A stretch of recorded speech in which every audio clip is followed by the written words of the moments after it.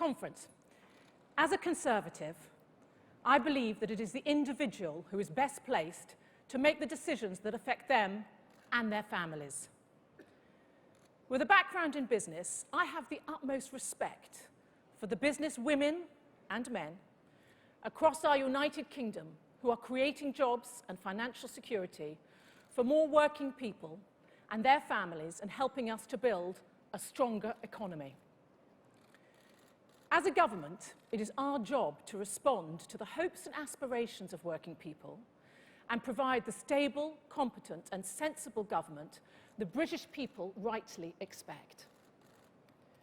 So as a Conservative majority government, we will drive forward our long-term plan to build a society with opportunity at its heart, where people know if they work hard, they can really succeed, and we will back them.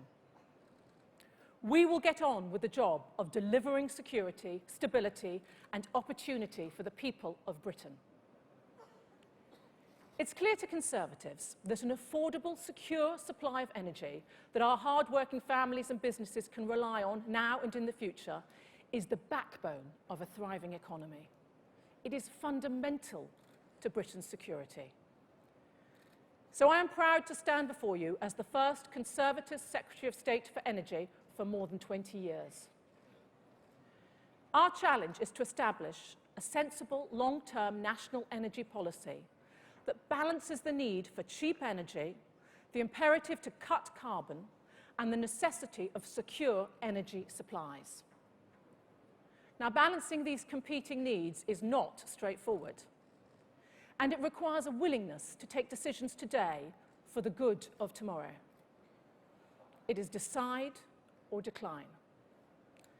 In 1997, we were close to completing the transformation of the energy market. The reforms, which spanned the government of Margaret Thatcher, were driven by a desire to keep people's bills as low as possible.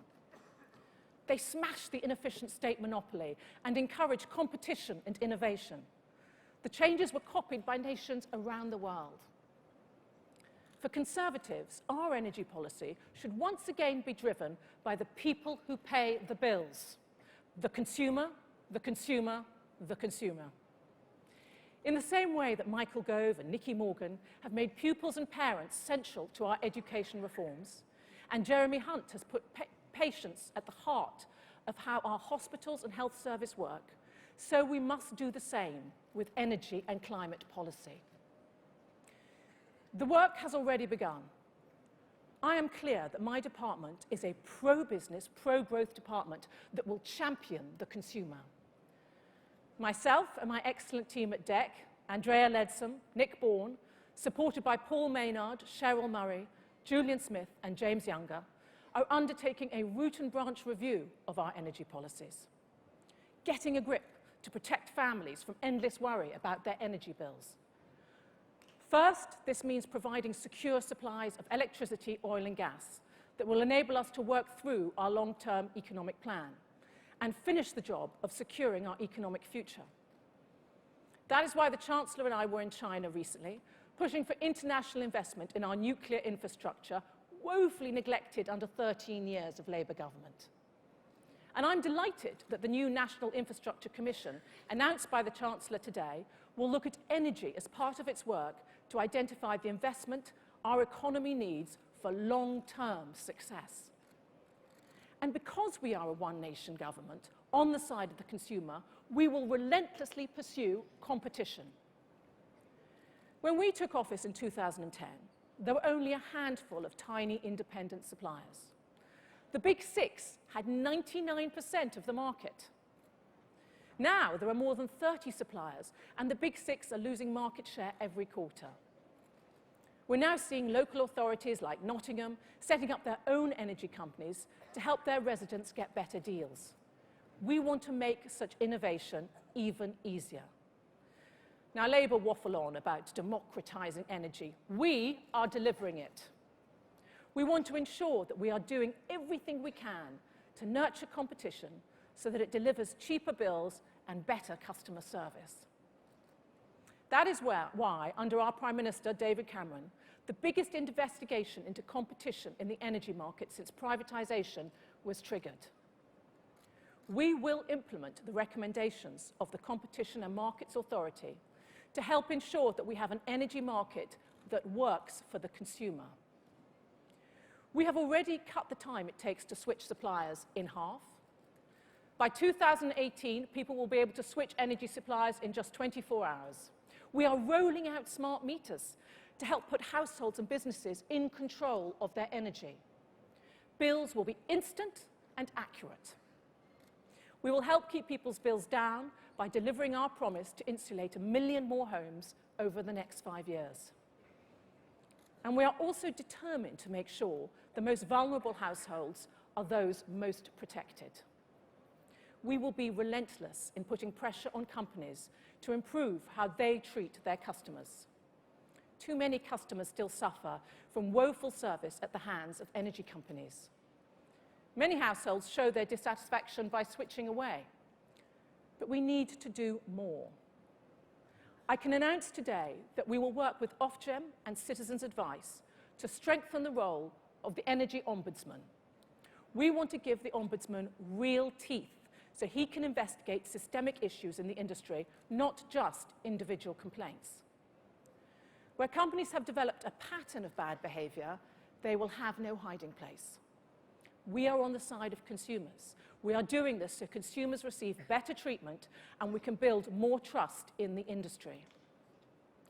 Our changes to low-carbon subsidies since the election are also motivated by getting the balance right between supporting new low-carbon generation and protecting bill payers.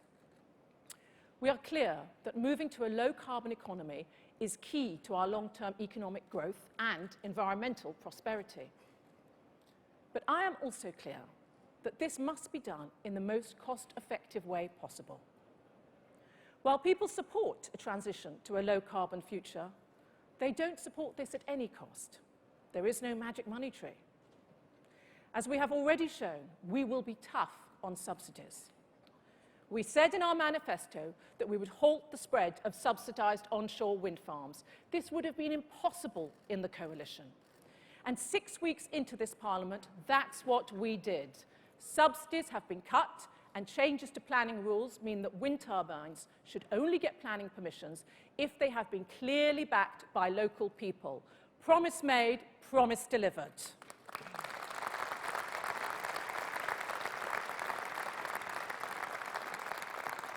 Now, some have characterised these changes as motivated by ideological opposition to anything green.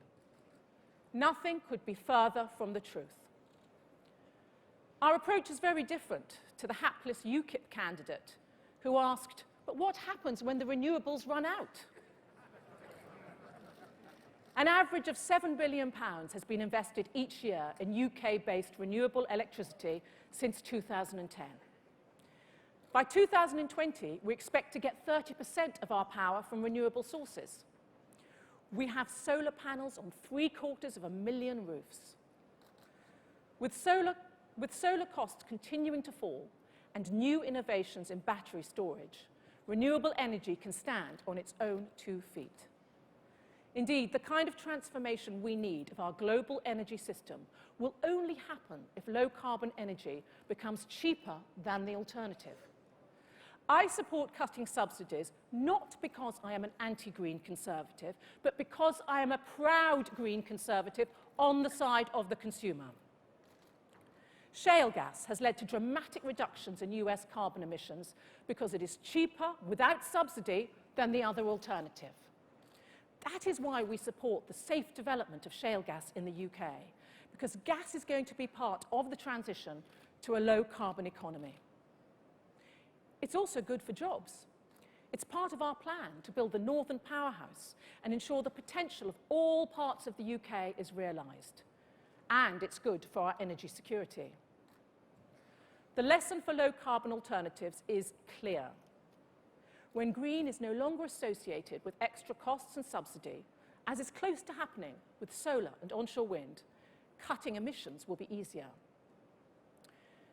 The only long-term way to resolve the real tension between affordability, security and low carbon is to discover low-cost, low-carbon technologies. We need energy breakthroughs, and government has a part to play in supporting them.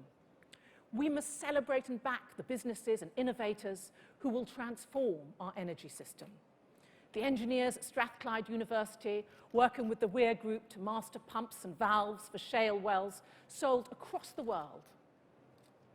The innovators that are helping to develop the foundations that can support giant turbines in the North Sea and to provide clean energy to our homes.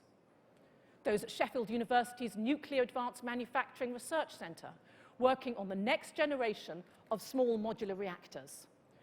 With these and many more innovations taking place in our universities and in business across the UK, we can become a home for energy innovation. By 1997, we had transformed the energy market for the better of consumers. We won the argument, and I am happy to take it on again. Now, Labour's energy policy is riven with gimmickry. The anti-business, anti-competition nonsense of the price freeze. And as if that wasn't bad enough, a Labour leader who has also spoken of renationalising the energy sector at a cost to the taxpayer of £185 billion. 185 billion. Turning the clock back. I have to confess, not my words, but the words of the former Labour Shadow Energy Secretary. Well, that is something we can agree on. Labour's approach is about more spending, more borrowing, higher taxes. It is anti-consumer, anti-business, and anti-taxpayer. A threat to our economic security and a threat to the security of hard-working families across our United Kingdom. And a distraction from the huge challenge of climate change. I've said before that it simply cannot be left to one part of the political spectrum to dictate the solution. And some of the loudest voices have approached climate action from a left-wing perspective. But it was Margaret Thatcher who first put climate change on the international agenda. A quarter of a century ago, she said, "The danger of global warming is real enough for us to make changes and sacrifices so that we do not live at the expense of future generations." I couldn't have said it better myself. But the solutions must fit the rest of her creed. We must be tough on subsidies, pro-competition, anti-monopoly, pro-innovation, and pro-consumer. Only then can we deliver the change we need.